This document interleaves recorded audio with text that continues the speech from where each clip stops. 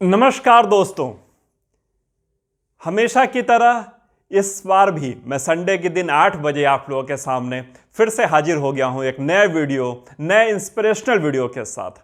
यह 2021 का last Sunday है और मुझे बड़ी खुशी है, मैंने पूरे साल आप लोगों के सहयोग से, आप लोगों ने मुझे इतना प्यार दिया, मैं लगातार वीडियो डालता रह पाया। हर संडे को बिना किसी स्किप किए हुए मैंने पूरे साल वीडियोस डाले हैं।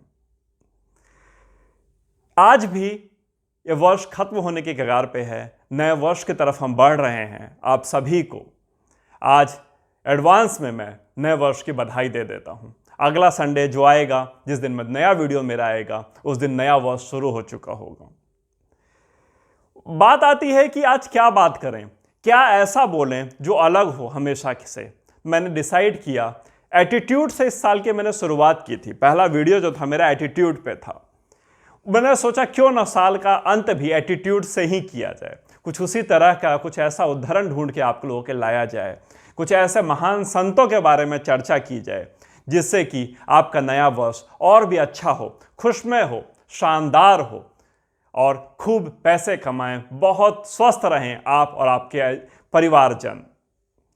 एक बार की बात है, बहुत ही फेमस संत हैं तुकाराम जी।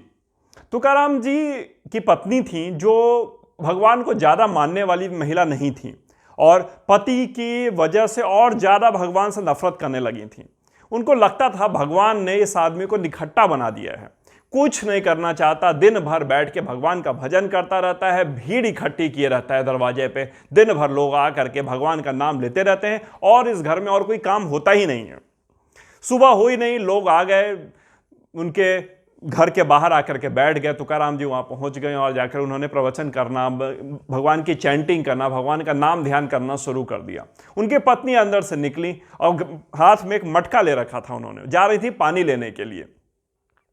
यह सिचुएशन देख के उनको बड़ा गुस्सा आया उनकी पत्नी को। उन्होंने कहा, यदि मैं पानी भर के आई और तुम लोग यहाँ से नहीं भागे, तुम सबको पीटूंगी और ये पानी का घड़ा तुम लोगों पर डाल दूंगी। तुकाराम जी कि पत्नी के वहां जाने के बाद तुकाराम जी को लोग देखने लगे, सोचने लगे अब क्या होने वाला है, क्या नहीं होने वाला है। मगर तुकाराम जी ने ज़्यादा भाव नहीं दिया। उन्होंने कहा हम अपने काम करते हैं, भगवान का नाम ध्यान करते हैं, इन चक्करों में नहीं पड़ते हैं। लोग आएंगे, परेशान करेंगे, कुछ ना कुछ बोलेंगे, इतने चक्कर में रहोगे तो भगवान का नाम नहीं ले पाओगे। और वो फिर से अपने चैंटिंग, अपने नाम ध्यान में बिजी हो गए। थोड़ी देर बाद उनकी पत्नी मटके में पानी भर के लाई और लाते ही उन्होंने देखा कि जितने लोग पहले थे उससे ज़्यादा लोग बढ़ गए थे और वही सिचुएशन थी, कुछ भी नहीं बदला था उनके धमकी देने के बाद भी। वो आई और उन्होंने उठाया घड़े, मटका जो पानी भरा हुआ था, तुकाराम जी के ऊपर डाल दिया और घड़ा फोड़ दिया उनके सामने।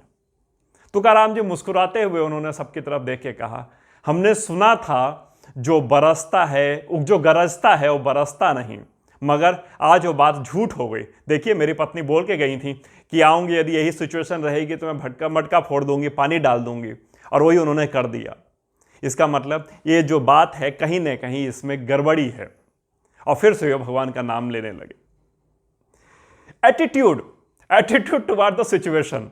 आप किस सिचुएशन में कैसे रिएक्ट करेंगे, किस तरह से बिहेव करेंगे, किस तरह से उस सिचुएशन को डील करेंगे। नेग्लेक्ट करेंगे, सिचुएशन के हिसाब से चलेंगे, या रिएक्ट करेंगे, या कंप्लेन करेंगे, ये आपके ऊपर है। सिचुएशन आपको वह चीज़ करने पर कभी मजबूर नहीं कर सकती। आपकी मन स्थिति वो चीज़ करने और ना करने पर मजबूर करती है। यह आपके ऊपर है कि आप कैसे अपने आप को डिज़ाइन करते हैं, कैसे अपने अंदर स्किल्स रखते हैं, अपने क्या वैल्यूज़ कैसी है आपके अंदर। अगर वैल्यूज़ उस तरह की है जिस तरह के महान संत तुकाराम जैसी है, तो कभी आपको गुस्सा और कभी किसी चीज़ में गलत दिखाई ही नहीं देगा। हर चीज़ में अच्छा, हर चीज़ में पॉजिटिव दिखाई देगा। मैं बहुत सारे लोगों को जानता हूँ जो रोज़ सुबह अपने घर से निकलते हैं और इस उम्मीद से फिंगर क्रॉस करके निकलते हैं आज का दिन अच्छा होगा, आज का दिन बहुत बेहतर जाएगा। मगर मैं उन सभी से कहना चाहता हूँ, फिंगर क्रॉस करके यह उम्मीद करने से अच्छा कि आज का दिन अच्छा जाएगा, आज का दिन और बेहतर जाएगा, इससे अच्छा है आप अपने ऊपर काम कीजिए और यह उम्मीद करके निकलिए मुझे और चैलेंजेज मिलेंगे, आज मुझे और कष्ट झेलना पड़ेगा और मैं नया रोज सीखूंगा और नया करने के मेरे अंदर इच्छा बढ़ेगी, हिम्मत बढ़ेगी। नए स्किल्स को सीखने की ज़रूरत है, नई चीज़ों को जानने और समझने की ज़रूरत है। फिंगर क्रॉस करके मुसीबतों से भागना या मुसीबतों से आंख चुराने से मुसीबतें नहीं जाती, उनसे लड़ना पड़ता है, उनसे जूझने की शक्ति लानी पड़ती है, अपने स्किल्स पर काम करना पड़ता है। एक और कहानी मुझे याद आ रही है तुकाराम की, मैं वो भी फिर से सुनाई देता हूं। एक बार की बात है, तुकाराम जी को उनकी पत्नी ने गन्ने दिए कि जाओ बाजार में बेच आओ। वो निकले बाजार में गन्नों को बेचने के लिए। रास्ते में उन्होंने देखा भगवान का कीर्तन चल रहा है, भगवान का नाम ध्यान चल रहा है, लोग ग्रुप में चैंटिंग करते हुए नाच गा रहे हैं। उनको बड़ा अच्छा लगा ये सिचुएशन। उन्होंने सारे गन्ने उन्हीं लोगों को बांट दिए, सबको दे दिए और घर वापस एक गन्ना बच गया जो नहीं दे पाए और वापस घर लेते आए। उनके पत्नी ने कहा तुमने सारे गन्ने बेच दिए, बड़ी जल्दी बेच आए। उन्होंने कहा नहीं बेचा नहीं, दान कर दिया। लोग वहाँ पर भगवान का नाम ले रहे थे और मुझे लगा कि इन लोगों को कुछ तो हम दे तो पाते नहीं हैं, ये गन्ने ही थे, गन्ने ही दान कर दिए। उनकी पत्नी को बड़ा गुस्सा आया। उन्होंने कहा तुम्हारे कुछ भी काम दिया जाए तुम सब कुछ दान कर देते हो, हर समय मजलिस लगा के बैठे रहते हो, तुमसे कोई काम होता है कि नहीं होता, ये गन्ना क्यों बचा लाए तुम अपने लिए। और उन्होंने उठाया गन्ना और मारा उनको एक गन्ना। वो गन्ने के 2 टुकड़े हो गए। तुकाराम जी को बड़ा एंजॉय किया उन्होंने। हंसते हुए एक गन्ना उठाया अपने हाथ में, एक टुकड़ा उस गन्ने का दूसरे हाथ में अपनी पत्नी की तरफ बढ़ाते हुए कहा मैं सोच रहा था इस एक गन्ने का क्या करूंगा, तुमने तो इसका सॉल्यूशन ढूंढ लिया, लो एक तुम खाओ एक मैं खाता हूं। जो आदमी का एटीट्यूड इतना पॉजिटिव है, इतना पॉजिटिव एटीट्यूड, वो आदमी को कभी कष्ट हो सकता है क्या? जो आदमी इतना खुश मिजाज, हर चीज में अच्छा और हर चीज में पॉजिटिव देखता है, कभी उसके जीवन में समस्याएं हो सकती हैं क्या? हम सभी, हमारे पास हमेशा 2-3 ऑप्शंस होते हैं अपने लाइफ में। रिएक्ट करें, एक्सेप्ट करें या कंप्लेन करें। हम लोग ज़्यादातर दोनों शुर और अंत के ऑप्शन चुन लेते हैं, रिएक्ट करना और कंप्लेन करना। एक्सेप्ट करना तो सीखा ही नहीं है। कोई यदि सिखाए भी तो हमें लगता है कि इससे क्या हो जाएगा। करके तो देखिए, करके तो देखिए, एक बार चीज़ें बदल जाएंगी। नया वर्ष आ रहा है, आप लोग रिजोल्यूशंस बनाएंगे अपने लिए। अब मैं ये नहीं करूंगा, अब मैं वो नहीं करूंगा, अब मैं कल से सिगरेट नहीं पीऊंगा, मैं कल से ड्रिंक नहीं करूंगा, मैं अब इस तरह समय बर्बाद नहीं करूंगा, मैं फोकस्ड हो जाऊंगा, रोज जिम जाऊंगा, रोज एक्सरसाइज करूंगा, टाइम पर उठूंगा। बकवासबाजी, 50 तरह के रिजोल्यूशंस बनेंगे, लोग अपने कागज भर देंगे। कितने लोग 1 हफ्ते के बाद उन रिजोल्यूशंस को पूरा करेंगे? अगर 2 तारीख को कभी आप जिम वगैरह में आपने कोई मेंबरशिप ली हो और 2 तारीख 1, 2, 3, 4 और 5, ये 5 दिन जिम में इतनी भीड़ होती है, पार्क्स में इतनी भीड़ होती है एक्सरसाइज करने वाले की। ये लोग कोई और नहीं है, ये लोग वही लोग हैं जो रिजोल्यूशंस बनाते हैं और 4 और 5 दिन में रिजोल्यूशन खत्म हो जाते हैं। मानने बनाने में समय नहीं लगता, उसको पालन करने में समय लगता है। क्यों नए साल का इंतजार किया जाए कुछ अच्छा करने के लिए? सिगरेट छोड़ने की इच्छा आज ही छोड़िए ना, नए साल का क्यों इंतजार करना? जिम जाना है, एक्सरसाइज करनी है, आज ही से शुरू कीजिए ना। क्यों वेट करना है 1 तारीख का? क्या हो जाएगा 1 तारीख को ऐसा? और ऐसा क्या हो गया पिछले इतने वर्षों में जो 1 तारीख को अलग होने वाला है? आप सभी पार्टीज, शॉपिंग, सब कुछ का इंतजाम कर रहे होंगे। मैं तो कहता हूं कुछ पल अपने लिए गुजारिए, कुछ पल अपने लिए संजोइए, कुछ घंटे अपने लिए निकालिए अपने बिजी शेड्यूल में से। जब भी समय मिले अकेले बैठिए, खुद से बात कीजिए, पूछिए खुद से 1 साल में आपने क्या पाया, क्या खोया, क्या बचा हुआ है। जो पाया, जो चला गया, उससे अब कुछ नहीं हो सकता, उससे सिर्फ शिक्षा ली जा सकती है। वो जो बचा हुआ है उसी को आगे बढ़ाया जा सकता है, उसी को बढ़ाने की ज़रूरत है। कुछ समय गुजारिए खुद के साथ। मैं लोगों को बोलता हूं कुछ समय गुजारिए खुद के साथ, शांति से 1 घंटे 2 घंटे कभी अपने साथ बात तो कीजिए। तो लोग कहते हैं कि बोर हो जाता हूं अपने साथ बात करते करते, समझ ही नहीं आता बात करें क्या। कितने बोरिंग हैं आप, कितने बोरिंग हैं आप कि आपको अपने साथ समय गुजारने में भी आप बोर हो जाते हैं और कंप्लेन आप दुनिया से करते हैं कि दुनिया आपको सपोर्ट नहीं करती। खुद को सपोर्ट अपने आप बनिए, बिना गैजेट्स के, बिना टीवी के, बिना फैमिली के, अपने लिए, अपने आप के लिए समय निकालिए। कहते हैं यदि आप स्वस्थ रहेंगे तो आपका परिवार स्वस्थ रहेगा। अपने आप को स्वस्थ रखने में, अपने लिए समय निकालने पर समय निकालिए।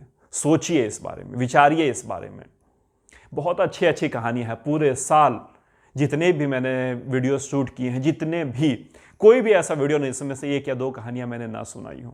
कहानियां सिर्फ मनोरंजन के लिए नहीं है, लाइफ मनोरंजन के लिए नहीं। मैं यहाँ आपको कॉमेडी करने के लिए नहीं आता, इन वीडियोस को मैं इसलिए नहीं शूट करता कि आपका एंटरटेनमेंट हो सके, मैं तो इन वीडियो को इसलिए शूट करता हूँ क्योंकि मेरी भी ड्यूटीज़ है, मेरी रिस्पॉन्सिबिलिटी है, मैं उसको समझता हूँ और मैं उस रिस्पॉन्सिबिलिटीज़ को पूरा करने के लिए सिर्फ इन वीडियोस को बनाता हूँ। और मैं चाहता हूँ लोग इनको देख कर सीखें, कुछ बने, बढ़ें और नया साल कुछ ऐसा अलग कर जाएं जो अभी तक उन्होंने पुराने सालों में नहीं किया है। 2021 आपको बहुत कुछ सिखाने के लिए आया था और 22 बहुत सारे प्रश्न लेकर खड़ा है आपके सामने। सीखिए, सुधरिए और आगे बढ़िए। जय हिंद, जय भारत। बहुत सारे लोग वर्षों से बहुत ही मेहनत कर रहे हैं और इस कोशिश में लगे हुए हैं कि वो सफल हो जाएं, अमीर हो जाएं, मगर पता नहीं क्यों वो लोग सफल नहीं हो पा रहे, अमीर नहीं हो पा रहे। इसके पीछे क्या वजह है, इसको बताने के लिए मैं इस वीडियो के थ्रू आया हूं। आपने बहुत कोशिश की, आपने वो सारी चीज़ें की जो एक सफल आदमी को करनी चाहिए। एक अमीर होने के लिए वो सब कुछ किया आपने, जो कुछ भी लोगों ने बोला आपको, जो कि एक्सपर्ट्स ने बोला, बुक्स ने जो बोला वो रिकमेंड किया, वो आपने वैसा किया, फिर भी आप अमीर नहीं हो पाए। वर्षों लग गए मगर आपको सफलता नहीं मिली, आप अमीर नहीं हो पाए। क्यों हुआ ऐसा? आपके मन में सवाल आता होगा, मेरे साथ ही ऐसा क्यों हुआ? क्या ये किताबें झूठ बोल रही हैं, या ये लोग जो फिलोसफर्स हैं, रिसर्चर्स हैं, ये झूठ बोल रहे हैं? कहीं ऐसा तो नहीं ये सब कोई तरीका होता ही नहीं, ऐसा करने से आदमी अमीर होते ही नहीं? मैं इन सारे सवालों का, इन सारे डाउट्स का जवाब इस वीडियो में देने की कोशिश करूंगा। सिर्फ 5 सवाल पूछूंगा आपसे और इस सारे डाउट्स का, सारे क्वेश्चंस का, सबका जवाब मैं उन 5 सवालों में दे दूंगा। 5 क्वेश्चंस में पहला क्वेश्चन ये है मेरा, क्या आप दूसरे की सफलता से खुश होते हैं कि दुखी होते हैं? कोई भी हो, आपके कलीग्स हों, आपके आस पड़ोस के लोग हों, आपके फैमिली मेंबर्स हों, दूर के रिलेटिव्स हों, उनकी सफलता को देखकर आप कैसा महसूस करते हैं? आप क्या सोचते हैं? कैसा लगता है आपको? आपके मन में बहुत अच्छी फीलिंग आती है? क्या आपको लगता है काश मैं भी ऐसा ही होता, इन लोगों के साथ रहा जाना चाहिए, ये लोग कितनी अच्छी बातें करते हैं, सफल होना हो तो ऐसा बनूं? या फिर आपके मन में आता है कुछ ना कुछ तिक्रम किया होगा, अरे क्या सफलता मिली है, ये भी कोई सफलता है क्या? ऐसा तो ऐसे सफल हमने बहुत देखे। पहली बात। दूसरी बात, किसी अमीर व्यक्ति को देख करके आपके मन में उसके लिए क्या फीलिंग आती है? क्या सोचते हैं आप उस अमीर को देख करके? कैसे लाया होगा यह पैसा? कहां से आए होंगे इसके पास इतने पैसे? हो ना हो इसने गरीब का खून चूसा होगा, हो ना हो इसने कहीं ना कहीं से कोई ना कोई धोखा दिया होगा, हो ना हो कुछ तो ऐसा गड़बड़ करता होगा जिसकी वजह से आज ये इतना अमीर है, इतना पैसा है इसके पास, इतनी लग्जरियस लाइफ जी रहा है, इतना सुंदर घर है, सब कुछ है, वर्ल्ड टूर पे घूमने चला जाता है। ऐसा कैसे हो सकता है? हम भी तो मेहनत कर रहे हैं, हमें नहीं मिल रहा, इसको कैसे मिला होगा? क्या आपकी सोच ऐसी है? तीसरा, कभी कहीं से गुजर रहे हो, सामने से कोई बहुत ही लग्जरियस कार, बहुत एक्सपेंसिव कार गुजरी हो, बहुत एक्सपेंसिव कार, उसको देखकर आपके मन में क्या फीलिंग आई? क्या सोचा आपने? क्या मैं ऐसी कार मैं भी खरीदूं? हाँ, हो सकता है आपके मन में फीलिंग आई हो, मगर साथ में और क्या फीलिंग आई आपके? कितना मजा आता होगा इस गाड़ी में बैठने में, कितना ऐश कर रहा होगा ये आदमी। क्या सिर्फ इतनी फीलिंग आई क्या? या फिर इतनी महंगी गाड़ी में घूम रहा है, करोड़ों की गाड़ी है, क्या कहां से लाते होंगे ये लोग इतना पैसा? इसको चलाने के लिए, इसमें डालने के लिए पेट्रोल कहां से लाता होगा ये? इतना पैसा आया कहां से? ये जानते हो 3 किलोमीटर की एवरेज देता है गाड़ी, सिर्फ 3 किलोमीटर की। इतने पैसे हैं लोगों के पास इस तरह उड़ाने के लिए। हमें देख लो, हमारे पास खाने के लाले पड़े हुए हैं, आपको लाले पड़े नहीं हैं, मगर आप इस तरह का सोच रहे हैं। चौथी कैटेगरी होती है सबसे खतरनाक कैटेगरी, सारी बातें महापुरुषों वाली, सारी बातें बड़ी बड़ी, सारे गुण वैसे जिससे कि आप सफल हो जाए, अमीर हो जाए, मगर अमीरों को लेकर के एक खास तरह की घृणा की भावना। अमीर होना अच्छी बात नहीं, अमीर होना एक अच्छा गुण नहीं, पैसा अपने साथ समस्याएं लेके आता है, पैसा अपने साथ दुख लेकर आता है। जिसके पास पैसा रहा है, समस्या उसी के पास रही है। क्या ऐसी सोच है आपकी?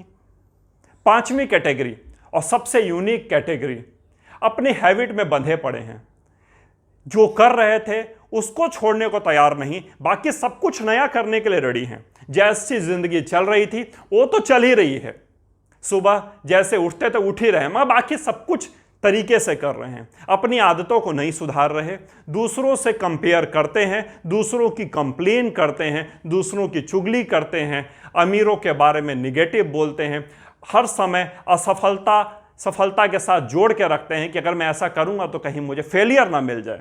इस तरह की फीलिंग है क्या आपकी? यदि इसमें से कोई भी एक गुण, कोई भी एक चीज आप करते हैं, या फिर पांचों के पांचों आप करते हैं, तो आपको मैं बता दूं, आप कभी ना सफल होंगे ना कभी अमीर। कितनी भी किताबें पढ़ लीजिए, कितने भी बड़े बड़े फिलोसफर्स को सुन लीजिए, बड़े बड़े लेक्चर्स अटेंड कर लीजिए, लाखों रुपया खर्च करके आप कहीं चले जाइए, लाखों रुपए खर्च करके कहीं चले जाइए, कितने बड़े से बड़े फिलोसफर के सेमिनार अटेंड कर लीजिए, यदि ये आदतें नहीं छोड़ेंगे, यदि ये हरकतें नहीं छोड़ेंगे, सफल नहीं हो पाएंगे, अमीर नहीं हो पाएंगे। हैबिट के ऐसे गुलाम हैं ना हम लोग, ऐसे गुलाम। मैं अपनी एक सच्ची कहानी बताता हूं, मैं अपने एक मित्र की बात। वो ईश्वर का बहुत बड़ा भक्त, मुझे इससे कोई समस्या नहीं, कोई अगर ईश्वर को बहुत मानता है, मैं भी ईश्वर को मानने वाला व्यक्ति हूं, मगर जहां से वो गुजरे, कोई भी धार्मिक स्थल दिखाई दे, कोई भी किसी भी जात धर्म का, उससे कोई लेना देना नहीं होता था, कुछ लेना देना होना भी नहीं चाहिए, मगर सबके आगे हाथ जोड़ेगा, सर नवाएगा और आगे बढ़ेगा। एक बार मैंने उसको टोका भी कि ऐसा क्यों करता है, हर जगह तो सर क्यों नवाता है। उसने बोला ये मेरा मैटर है, तो इसमें इन्वॉल्व मत हो। मैंने बोला नहीं भाई, मैं बिल्कुल इन्वॉल्व नहीं हो रहा, तेरे स्पिरिचुअल फीलिंग्स को, तेरे धर्म के मैं बीच में बिल्कुल नहीं आ रहा, मगर मैं बस जानना चाहता हूं तू ऐसा क्यों करता है। कई बार मैं साथ बैठा रहता था तो मुझसे आंख चुरा करके कई जगह हाथ जोड़ ले और शरीर के अलग अलग अंगों को अलग अलग तरीके से छू करके भगवान को धन्यवाद करे। मुझे लगता है ऐसा क्यों करता है, भगवान को प्रणाम करे, क्यों करता है ऐसा। मैंने एक दिन पूछा उससे, उसने बड़े ही दुखी मन से बोला, क्या करूं यार, आदत पड़ गई है, कहीं भगवान नाराज ना हो जाए, हमेशा से करता आ रहा हूं, अब तेरे बोलने पे छोड़ दूंगा, भगवान को बुरा लग गया तो। क्या हमारे भगवान या किसी भी धर्म के ईश्वर क्या इतने खाली बैठे हुए हैं कि तुम उनके मंदिर के सामने से गुजरे हो, तुमने उनको प्रणाम नहीं किया तो बुरा मान जाएंगे? अरे ऐसा नहीं है, तुमने हैबिट बना ली है, ऐसी आदत के गुलाम हो चुके हो, ऐसी ऐसी आदतें जिसके गुलामी तुम झेले जा रहे हो और करते जा रहे हो गुलामी। सुबह सुबह फॉरवर्ड करने की गुलामी, भगवान के फोटोग्राफ्स फॉरवर्ड करते हैं, स्टेटस में खास तरह के स्टेटस लगाते हैं रोज खास टाइम पर। शुरू में तो मजे के लिए करते थे, बाद में अब यह समस्या हो गई, लोग क्या कहेंगे। और तीसरी चीज, आदत पड़ गई है रोज भेजने की। अब यदि नहीं भेजा ईश्वर वाला फॉरवर्ड तो ईश्वर नाराज हो गया तो? अरे ऐसा होता है क्या यार, अगर आपने कोई खास फॉरवर्ड किसी को नहीं भेजा तो ईश्वर नाराज हो जाएगा? ईश्वर की भावना इतनी छोटी है, ईश्वर इतना छोटा सोचता है? कभी नहीं। अगर वो ईश्वर है तो कभी इतना छोटा सोच ही नहीं सकता। ईश्वर है तो परम ज्ञानी है, सब कुछ जानता है, तुम्हारे इन छोटे छोटे तुच्छ हरकतों के लिए वो तुमसे नाराज होगा? कहां की सोच है तुम्हारी और क्या विशेष सोच है तुम्हारी। आदतें बदलिए, आदतों के गुलाम हो गए हैं। अगर आप कहेंगे कि ऐसा करने से तुम्हें क्या समस्या, मैं बोलता हूं मुझे कोई समस्या नहीं। आपने अपने आप को बिजी कर रखा है इन फालतू की चीजों में जिनका कोई भी मतलब नहीं है आपकी सफलता और आपके अमीर होने से। जबरदस्ती आप उसमें बीच में भगवान को घुसा देते हैं कि आप इजीली अपनी हैबिट को करते चले जाएं। बहुत सारे लोगों को पूजा करने की भी आदत पड़ गई है, सुबह सुबह मन भर पूजा ना करें तो उनका दिन अच्छा नहीं जाता। उनको ऐसा लगता है मैं किसी को किसी काम को करने से रोक नहीं रहा, मैं तो सिर्फ और सिर्फ इतना कह रहा हूं, आदतें मत बनाइए। किसी भी चीज की आदत बनाएंगे समस्या हो जाएगी। अंतिम बात करके वीडियो खत्म करूंगा, छोटी सी कहानी लास्ट में सुना देता हूं। यदि आपको कभी भी कोई भी चीज बिना मेहनत के, बिना कोशिश के आसानी से मिल गई हो, या फिर किसी ने आपको दे दिया हो और आपको बहुत भला चाह रहा हो देते हुए, मगर मन में तो आपके लिए और निगेटिव ही रखे हुए हैं, मगर आपके सामने शो कर रहा है कि आपका बहुत बड़ा हितैषी है, आपको वो चीज़ दी हो तो समझ लीजिएगा वो आपके लिए विनाश की चीज़ है। एक छोटी सी कहानी ख़त्म करूंगा, बात ख़त्म करूंगा और कुछ नहीं बोलूंगा, उसके बाद खुद आपके लिए सोचने के लिए छोड़ दूंगा इस कहानी को। एक व्यक्ति था जो कि साधारण जिंदगी जीता था, पैसा बहुत ही लिमिटेड था। एक बार कहीं से गुजर रहा था, किसी व्यक्ति ने उसके हाथ में एक पत्थर दिया, कहा कि भाई ये पत्थर ऐसा है जिससे कि तुम अपने जीवन में कोई भी 3 चीज मांगोगे तुम्हें दे देगा, कोई भी 3 चीज, और तुम दूसरे व्यक्ति को थमा दोगे, वो भी जीवन में कोई 3 चीज मांगेगा तो उसको मिल जाएगी। इसको लगा अरे वाह मजा आ गया, ऐसी चीज मिल गई मुझे, ऐसा अजूबा मिल गया। फटाफट उसने 3 चीजें मांगी और तीनों चीजें से मिल गई। इतनी बड़ी समस्या खड़ी हो गई उस व्यक्ति के लिए कि उसने कहा है मैंने क्या मांग लिया, ऐसा मैंने क्यों मांग लिया। उसने सोचा फेंक दूं, मगर उसने फिर भी एक लोभ बस अपने पास रख लिया, क्या पता किसी और की मदद हो जाए, मैं हो सकता है सही से ना मांग पाया हूं। अपने मित्र के यहाँ जाता है, वो मित्र की स्थिति भी कोई साधारण ही है, बहुत, वो भी उसके पास से पैसे नहीं है, साधारण जिंदगी जीता है। उसने वो कहानी उसको बताई कि भाई मुझे एक पत्थर मिला है, मैंने कुछ मांगा मगर मुझे तो विनाश हो गया, अगर नहीं मांगा होता तो आज मैं ज़्यादा खुश रहता। उसने कहा मुझे पता था, मैं तो बचपन से तुझे देख रहा हूं, तुझे तो मांगना तक नहीं आता, तू तो इतना बड़ा गधा है, ला पत्थर मुझे दे, ला मैं मांग के दिखाता हूं। उसने कहा नहीं भाई, मैं तुझे तो नहीं दूंगा, तो मेरा बड़ा अच्छा दोस्त है, किसी और को दे दूं मगर तुझे नहीं दूंगा। उसकी पत्नी बाहर अंदर से दौड़ी दौड़ी आ गई, भाई साहब दे दो पत्थर, हाँ देखते नहीं हो हमारी स्थिति कहाँ कैसी है, हम भी अच्छे हो जाएं, आपने नहीं, आपसे गलती हो गई, क्या हम भी गलती कर देंगे, आप हमें पत्थर दो। वो इतना प्रेशर में आ गया, उसने पत्थर उनके हाथ में थमाया, कहा मेरे सामने मत मांगना, मुझे जाने दो बस। वो जैसे ही बाहर गया, अपने घर पहुंचा भी नहीं होगा, इन लोगों से सब्र नहीं हुआ, इन्होंने तुरंत उससे पहली विश मांग डाली, सोच समझ के। वो पहली विश थी पैसा। एक ऐसा अमाउंट मांगा लगभग 50 लाख के आसपास, जो कि इनके लिए बड़ा अमाउंट था, और इनकी सोच उतनी ही थी कि 50 लाख इनको एक बड़ा अमाउंट लगता था। जैसे ही इन्होंने बोला मुझे 50 लाख रुपए दे, तुरंत इनके घर का बेल बजा और सामने से एक व्यक्ति 50 लाख का चेक लेके खड़ा था और बहुत ही मायूस दुखी था, और एक साथ में फोटोग्राफ भी लाया था। इनका बेटा बॉर्डर पे ड्यूटी दे रहा था और कुछ ही दिन पहले शहीद हुआ था, इनको उसकी खबर नहीं आई थी। सरकार की तरफ से 50 लाख का मुआवजा आया था इस व्यक्ति के लिए। इसके तो पांव के नीचे से जमीन खिसक गई, ये क्या मांग लिया, अगर 50 लाख के बदले मेरा बेटा जा रहा है तो ऐसे पैसे मुझे नहीं चाहिए, अब और क्या रुकना है, तुरंत मुझे इससे अगला विश मांगना चाहिए कि मेरा बेटा वापस करो। तुरंत दोनों मियाँ बीवी डिसाइड करते हैं और तुरंत उन्होंने एक विश मांगी कि मेरा बेटा वापस करो। जो मर गया उसको नहीं ला पाओगे, कुछ भी कर लो, कुछ भी कर लो, मगर विश पूरी करने वाला पत्थर था, ऐसा कैसे हो सकता है कुछ ना लाए। दरवाजा खटखटाया गया, इन्होंने झांक कर देखा, कोई नहीं था बाहर, मगर आवाज आ रही थी, पिताजी दरवाजा खोलिए, माताजी दरवाजा खोलिए, मैं बाहर खड़ा हूं। उनको समझ नहीं आया ये है क्या, ये कहां से आवाज आ रही है।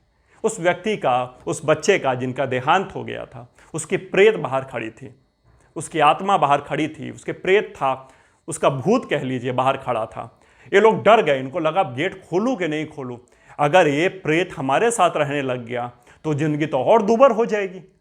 इससे अच्छा तो था कि बेटा नहीं था, वो ठीक है, वो बर्दाश्त कर लेंगे, कुछ दिनों में वो गम खत्म हो जाएगा, मगर ये प्रेत रहने लगेगा तो आफत हो जाएगी। दरवाजा ना खोल के इन्होंने तीसरी विश मांगी कि ये जहां से आया है इसको वहीं भेज दीजिए, हम जैसे हैं वैसे ही हमें छोड़ दीजिए। हम लोग नहीं जानते हम क्या मांग बैठते हैं, हमें नहीं पता हमें क्या चाहिए। कभी भी आसानी से कोई चीज़ मिल जाए या फिर बिना मेहनत के कोई चीज़ मिल जाए, या कोई व्यक्ति आपको कोई ऐसी चीज़ या ऐसा मंत्र या ऐसी कोई चीज़ दे जाए, तुरंत उसको उसके वापस करते हुए कहिए कि मुझे नहीं चाहिए, मुझे खुद पर इतना तो भरोसा है कि ये तो मैं खुद कमा लूँगा।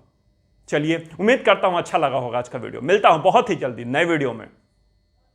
एक व्यक्ति की नई नई शादी हुई थी, उसको पहली बार अपने ससुराल जाने का मौका मिला, मगर वो चाहता था कुछ ऐसा करूं, कुछ ऐसा सरप्राइज दूं ससुराल वालों को कि मेरे जाने पर थोड़ा सा एक्साइटमेंट लेवल बढ़ जाए। तो उसने बताया नहीं उन लोगों को कि मैं आने वाला हूं। उसकी वाइफ ऑलरेडी अपने मायके में ही थी, तो उसको लगा चलो ये भी एक अच्छा मौका है, वो भी वहीं पर है, चलता हूं बिना बताए। इसने सरप्राइज देने का सोच करके ससुराल पहुंच गया। यहां पर उसकी पत्नी ने उसकी जो इमेज थी इतनी अच्छी बना रखी थी ससुराल में अपने फ्रेंड्स में कि लोग उसके लिए एक परफेक्ट फिगर सोच रहे थे। कोई एक्सपेक्ट ही नहीं कर पा रहा था कि वो बिना बताए ससुराल आ जाएगा, मगर ये तो पहुंच चुके थे भाई साहब। अब उनके लिए बड़ा मुश्किल समय था। उनको नहीं पता था कि उनके बारे में क्या क्या बताया गया है उनके घर में, उस लेडी ने क्या क्या इनके लिए इमेज क्रिएट करके रखी है, उनको नहीं मालूम था। मगर अभी पहुंच गया तो कुछ किया नहीं जा सकता। उनका स्वागत किया गया, उनको बिठाया गया, और उनकी पत्नी से उनका कोई बातचीत नहीं हो पाई इस बीच में, और उन्हें खाना परोस दिया गया। जो लेडी थी जिनसे उनकी शादी हुई थी, उनके फ्रेंड्स भी वहां आ गई कि चलो नए नए दामाद पहुंचे हैं घर पे, चलो मिल के आते हैं, देख के आते हैं। बड़ी तारीफ सुनी थी इनके बारे में, बड़ी बड़ी बड़ी बातें की गई थी इनके बारे में, चलो मिलकर आते हैं, देखते हैं कैसे। और आ करके उन्होंने उनको घेर लिया और उनको खाना परोसा गया। खाने में उनको पूड़ी दी गई। इनको लगा कि पूड़ी है, छोटी छोटी पूड़ियां हैं, घर में तो तोड़ तोड़ के खाता ही हूं, ससुराल में हो कुछ अलग करता हूं, पता नहीं लोग क्या सोचेंगे, तोड़ तोड़ के खाऊंगा कि मैं कैसा आदमी हूं। हम तो रईस लोग हैं, रईसों की तरह खाते हैं, पूरा पूरा पूड़ी खा जाता हूं। सारी सब्जियां रखी हुई थी और पकवान रखे हुए थे, और पूड़ी उन्होंने एक एक पूड़ी एक एक बार में मुंह में डालनी शुरू कर दी। ये देखकर उनकी बीवी से रहा नहीं गया। उनको लगा थोड़ा सा मौका मिल जाए, थोड़ा सा मैं इशारा कर पाऊं, इस आदमी को बताऊं कि ऐसे नहीं खाया जाता है, लोग क्या सोच रहे होंगे तुम्हारे बारे में, मेरी फ्रेंड्स क्या सोच रही होंगी, क्योंकि मैंने तुम्हारी इमेज बिल्कुल परफेक्ट वाली बना रखी थी, और ये तुम्हारे बंदरों वाली हरकत पता नहीं मुझे कहां ले जाएगा। मगर वो पूरी देती जाए और एक एक निवाला उठा उठा के पूरा पूरा मुंह भर भर के खाने लगे। थोड़ा सा मौका मिल गया मियाँ बीबी को आई कांटेक्ट करने का, और उन्होंने इसी बीच में उस लेडी ने पूड़ी बनाते बनाते इशारा करके ऐसे दिखाया। उनका मतलब था पूड़ी को 2 टुकड़े में तोड़ तोड़ के खाओ, आराम आराम से खाओ, तुम्हारी इमेज मैंने अच्छी बना रखी है, ये बंदरों वाली हरकत मत करो। मगर उन्होंने इसका मतलब कुछ और सोचा। उनको लगा कि ये कह रही है एक बार में एक पूड़ी मत खा, एक बार में 2-2 पूड़ी खा, एक के ऊपर एक रख के खा, क्या सोचेंगे लोग, तू कैसा रईस है। तो उसको ऐसा समझ आया, और उसने एक पूड़ी के पे सब्जियां रखी, उसके ऊपर एक पूड़ी और रखा, मुंह ऊपर किया और ठूसना शुरू किया अपने मुंह में, एक के बाद एक पूड़ी, 2-2 पूड़ी एक एक बार में। एक पूड़ी आए तो वेट करे कि दूसरी पूड़ी आ जाए तो उसके ऊपर लगाऊं और उसके बाद ठूसूं। ये भी कई बार उसने कर लिया। यह देख करके उसके पत्नी को लगा इससे तो अच्छा वही था कि एक एक खा रहा था, अब ये 2-2 मुंह में ठूसने लगा है, अब क्या करूं मैं। और उसने यह दुखी होकर के अपना सर पीट लिया। इस व्यक्ति ने देख लिया कि वो सर पीट रही है, उसको लगा कि ये कुछ और इशारा कर रही है, इसका मतलब इनके घर पर पूड़ी खाने के पहले सर पर रखा जाता है। 2-2 पूड़ियां सेट करे और सर पर रखे, थोड़ी देर छोड़े और फिर मुंह में उठा के डाल के खाना शुरू कर दे। उनकी पत्नी को लगा हे भगवान, क्या फंसी हूं मैं इस आदमी के साथ, इससे अच्छा तो मैं इसको इशारा नहीं ही करती, इसको समझाना तो इसको और बेवकूफ़ बनने वाली बात है। इसको मैंने समझाया तो ये पहले तो एक की जगह 2-2 खाने लगा, अब 2 की जगह तीसरा भी सर पे रखना शुरू कर दिया इसने। हम सभी के आसपास कुछ इस तरह के लोग हैं जो कि ऐसी बेवकूफ़ाना मूर्खाना हरकतें कर रहे होते हैं, और कई बार उन्हें हम इशारों में समझाना चाहते हैं, कई बार हमें उन्हें बताना चाहते हैं कि यह तरीका सही नहीं है, यह करने का राइट प्रोसेस नहीं है, राइट वे नहीं है, मगर वो समझने की जगह और बेवकूफ़ाना और मूर्खाना हरकत करना शुरू कर देते हैं। उनको लगता है मैं तो बेस्ट हूं, मैं तो परफेक्ट हूं, मुझे क्या और मुझे कौन समझाएगा, मुझे कौन सिखाएगा, और यह सिखाएगा मुझे, ये होता कौन है, और ये अगर मुझे ऐसा सिखाएगा तो मैं तो ऐसा करूंगा क्योंकि मुझे ऐसे ही करने में मजा आता है। मजे के चक्कर में लोगों ने अपनी जिंदगी बर्बाद कर रखी है। कंफर्ट जोन के चक्कर में लोगों ने अपने फ्यूचर को तबाह कर रखा है। मैं आपको एक एग्जाम्पल बताता हूं। एक बड़ी अच्छी बुक पढ़ रहा हूं, उससे ही मैं एग्जाम्पल इसको ले रहा हूं, क्योंकि मैं जानता तो था इन बातों को, मगर इतने डीप में इस बात को मुझे उस बुक ने समझाया। द बुक का नाम है, मैं आपको भी रिकमेंड करता हूं, मौका मिले तो पढ़िएगा, द साइकोलॉजी ऑफ मनी। बड़ी प्यारी बुक है। उन्होंने वॉरेन बफेट के एग्जाम्पल देकर समझाया है कि वॉरेन बफेट ने अपनी इन्वेस्टमेंट जो है अपने 10 साल की उम्र में शुरू कर दी थी, 10 साल की उम्र में, और 50-55 साल की कंटिन्यूअस इन्वेस्टमेंट करने के बाद जब उन्होंने सारा उनके पास जो रिसोर्स था उसको उन्होंने तोड़ा तो उनके पास 86.5 बिलियन डॉलर रुपीस हुए और विश्व के अमीर लोगों में उनकी गिनती होने लगी। सोचिए, इतना लंबा इन्वेस्टमेंट, 86 साल की उम्र में वो विश्व के सबसे अमीर आदमी थे। हम लोगों से 2 महीने की इन्वेस्टमेंट नहीं होती। 2 साल तक कोई स्टॉक होल्ड कर लें तो हमें लगता है बाप रे इतना लंबा होल्ड किया है, अब क्या। कंटिन्यूअस इन्वेस्टमेंट करने की वजह से उन्हें वार्षिक जो इंटरेस्ट मिल रहा था सिर्फ 22% का मिल रहा था, सिर्फ 22% का। लेखक कहता है इस बुक में कि 22% एक छोटा अमाउंट लगता है सुनने में, मगर जब वो कंपाउंडिंग होता है हर साल 22%, तो 50 साल बाद वो अरबों रुपए बना देता है, जो वही वॉरेन बफेट ने किया। वॉरेन बफेट उस उम्र से इस बात को समझते थे, राइट उम्र में राइट इन्वेस्टमेंट, राइट पेशेंस रखा जाएगा तो मैं एक दिन जरूर अमीर आदमी बनूंगा। भले ही आज मैं अमीर ना हूं, मगर मैं बनूंगा जरूर। मैं कितने लोगों से मिलता हूं और कितने लोगों को यह बात समझाता हूं, लॉन्ग टर्म के इन्वेस्टमेंट करो, आज तैयारी करो। तुम्हारी उम्र कम है तो सबसे राइट टाइम है तैयारी करने के लिए। कितने लोगों को समझाता हूं, तुम अब एडल्ट हो गए हो, शुरू कर दो इन्वेस्टमेंट, छोटे से छोटा शुरू कर दो। यदि शुरू कर दिए हो तो एक दिन यह बड़ा हो जाएगा, मगर तुम सिर्फ तैयारी कर रहे हो और इन्वेस्टमेंट स्टार्ट नहीं की है तो वह दिन दूर नहीं, तुम उसी भीड़ में शामिल हो जाओगे जो कि सुबह 7 बजे उठे और 7:30 बजे घर से निकल गए और रात में आने का ठिकाना नहीं कितने बजे आएंगे। उसके बाद महीने के अंत में कुछ सर्टेन अमाउंट मिलेगा जो कि आपके 4-5 दिन में खत्म हो जाएंगे और पूरा महीना क्रेडिट कार्ड के उधार पर काटनी पड़ेगी। समझाना उसी को चाहिए जो समझने को तैयार है, वरना वही बेवकूफियां करता है वो व्यक्ति जो लड़का अपने ससुराल में जाके कर रहा था।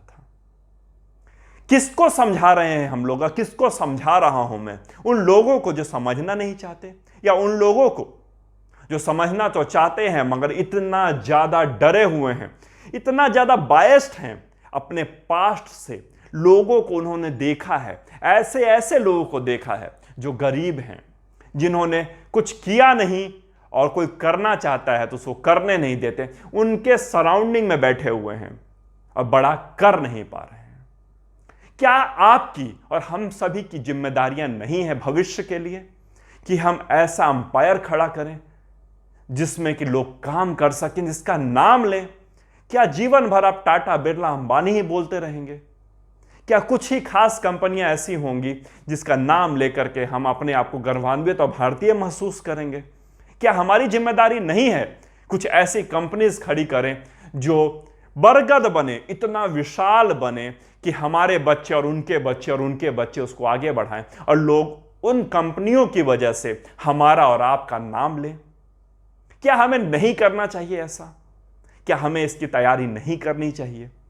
क्या हमें जीवन भर दूसरे के यहां ही मजदूरी करते रहेंगे, नौकरी करते रहेंगे? अगर मजदूरी बुरा शब्द लग गया हो आपको तो, मगर सच्चाई यही, हम हैं मजदूर ही।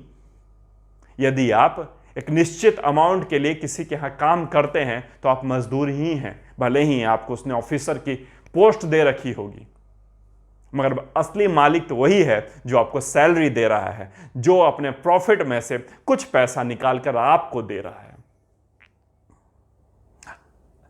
बदलिए, अपनी सोच को बदलिए। अगर बहुत ऊंचाई पर जाना है ना, बहुत आगे जाना है ना, छोटे छोटे स्टेप्स लेने होंगे। छोटे छोटी कोशिशें बड़े रिजल्ट देते हैं, मगर जो आदमी कोशिश ही नहीं करना चाहता तो उसको रिजल्ट खाक मिलेगा। ये चीज लिख लीजिएगा, चाहे तो दीवारों पर लिख लीजिए अपने घर के। छोटे छोटे स्टेप्स बड़े बड़े रिजल्ट देती हैं। छोटे छोटे स्टेप्स ही कहीं आप पहुंचना चाहते हैं तो आपको पहुंचा देती हैं। जब गाड़ी आप स्टार्ट करते हैं तो झटके में आप 100 की स्पीड नहीं ले आते और झटके में एक जगह से दूसरी जगह नहीं पहुंच जाते। धीरे धीरे एक जगह से दूसरी जगह पहुंचते हैं और आप फाइनल डेस्टिनेशन पे पहुंच जाते हैं। सोचिएगा इस बात पर, विचारिएगा इस बात को। अब मिलता हूं मैं आपसे बहुत ही जल्दी नए वीडियो में। जय हिंद, जय भारत। की बात है, एक व्यक्ति मुझसे मिले, उन्होंने बहुत सारी बातें की, मेरे प्रोफेशन के बारे में, अपने प्रोफेशन के बारे में भी बताया, मगर घुमा फिरा के एक ऐसी जगह पर आकर रुक गए जो जनरली मुझे सुनने में मिलती हैं ये बातें। उन्होंने कहा, तुम सारे जो भी पब्लिक स्पीकिंग करते हो या जो भी मोटिवेशनल इंस्पिरेशनल स्पीकिंग करते हो, सबके पास घुमा फिरा कर लास्ट में एक ही बात बोलते हैं, वो है कि आपको जॉब नहीं करनी चाहिए। जॉब मत करो और अपना खुद का बिजनेस करो, अपने विजन पे काम करो, अपने गोल पर काम करो, अपने लक्ष्य पर काम करो, देखो तुम कहां पहुंच सकते हो, उसके लिए रोजगार करो, अपना काम, नौकरी मत करो। मगर तुम ही बताओ मुझे, यदि मैं नौकरी छोड़ दूं तो खाऊंगा क्या? क्या मैं वर्षों से जॉब कर रहा हूं, झटके में मैं नौकरी छोड़ सकता हूं? और छोड़ भी दूंगा, कितना समय लगेगा मुझे अपना काम स्टार्ट करने में? इसका कोई अंदाजा भी है आप लोगों को? और इसकी कौन गारंटी लेगा? आज मैं लाखों रुपया कमाता हूं अपने जॉब से, इतने रुपए मैं कमा पाऊंगा अपने नौकरी से? और यदि मैं नौकरी ना छोड़ूं तो मैं कुछ नया करने के लिए मेरे पास समय ही नहीं बचता, तो मैं नया करूं कैसे? सुबह 7 साढ़े 7 निकल जाता हूं घर से, रात में आने में तकरीबन वही 7-8 बज जाते हैं। उसके बाद आने के बाद इतनी भी हिम्मत नहीं बचती कि कुछ नया किया जाए, कुछ नया सोचा जाए। मन करता है खाओ पियो और बिल्कुल सो जाओ और सुबह उठो फिर नौकरी के लिए निकल जाओ। ऐसे में कुछ नया कैसे करें जॉब करते हुए? और ऐसे में जॉब कैसे छोड़ दें? परिवार का क्या होगा, मेरा क्या होगा? बड़ी ही जेन्युइन बात, बहुत ही राइट बात उन्होंने उठाई थी। इस बहुतों के मन में आती हैं, कुछ लोग पूछ देते हैं, कुछ लोग नहीं पूछते। मैंने उनसे 2 बातें पूछी जो मैं आप सभी से पूछता हूं। आप कैसे ऑफिस जाते हैं? मैंने उनसे पूछा। उन्होंने कहा मैं अपनी कार से जाता हूं ऑफिस। मैंने पूछा कार चलाने के लिए सबसे इंपॉर्टेंट क्या है कार में? पेट्रोल, इंजन और ये सब मत बताइएगा, पहिए, ये सब मुझे इंपॉर्टेंट नहीं लगते।